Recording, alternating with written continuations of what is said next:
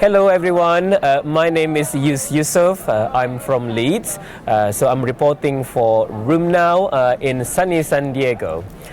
Today we would like to discuss an abstract about an impressive results in the field of rheumatoid arthritis.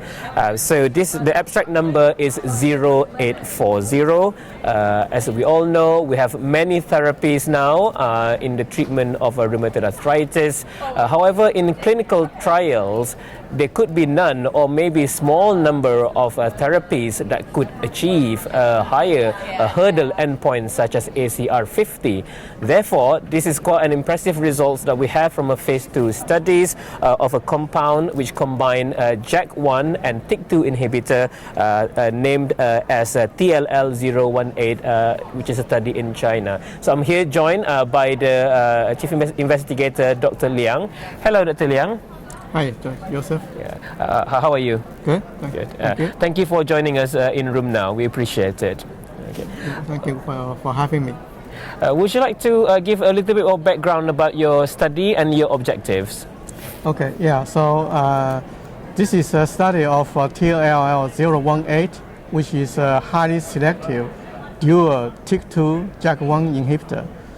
So we compare head-to-head to tofacitinib. We want to see if it can perform better than JAK alone inhibitor.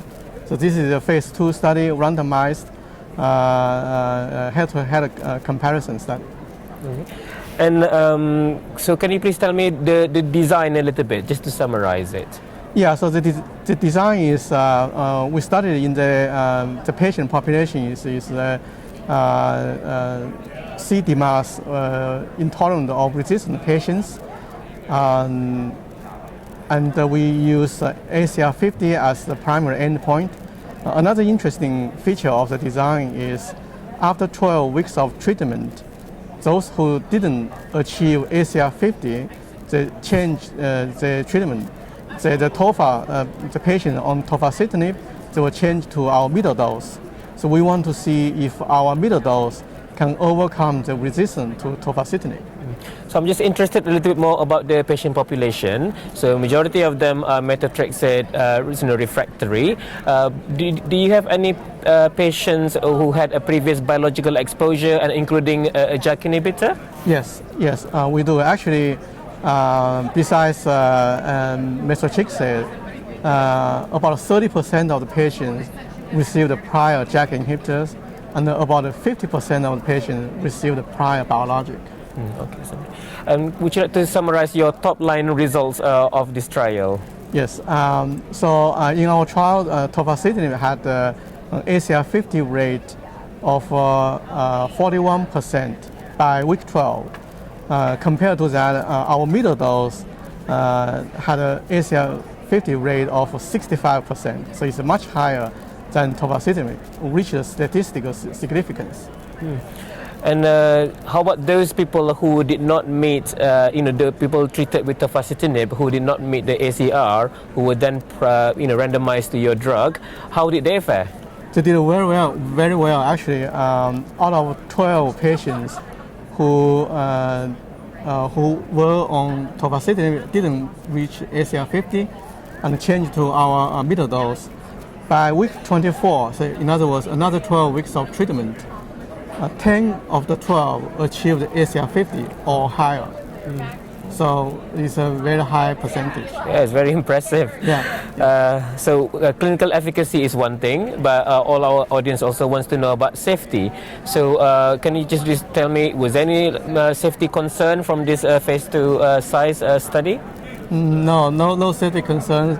Among all the 4 cohorts, including tofacitinib, all the 4 cohorts have similar safety profile.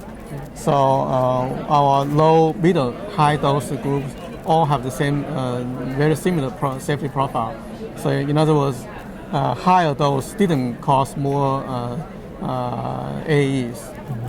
So I think this is really, a cause for optimism, for us. So what we want to know is, what is your next step in terms of development of this therapy?